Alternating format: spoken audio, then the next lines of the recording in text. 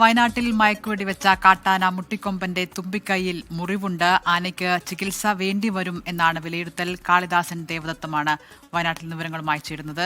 നിലവിൽ മുട്ടിക്കൊമ്പന്റെ ആരോഗ്യനില തൃപ്തികരമാണെന്നുള്ളതാണ് മനസ്സിലാക്കുന്നത്. മുട്ടകയിലെ ആനപ്പന്തിയിലേക്ക്, പ്രത്യേകം സജ്ജീകരിച്ച കൂട്ടിലേക്ക്, ആ ഒരു ഭാഗത്തേക്ക് ആനപ്പന്തിയിലേക്ക് എത്തിച്ചിരിക്കുന്നു എന്നുള്ള വിവരങ്ങൾ കൂടി ലഭിക്കുന്നു. എന്നാൽ ഏറെ ചെറിയ രീതിയിലുള്ള ആശങ്ക വരുത്തുന്നത് ഈ മുട്ടിക്കൊമ്പന്റെ തുമ്പിക്കൈയിൽ ഒരു ചെറിയ മുറിവുണ്ട്.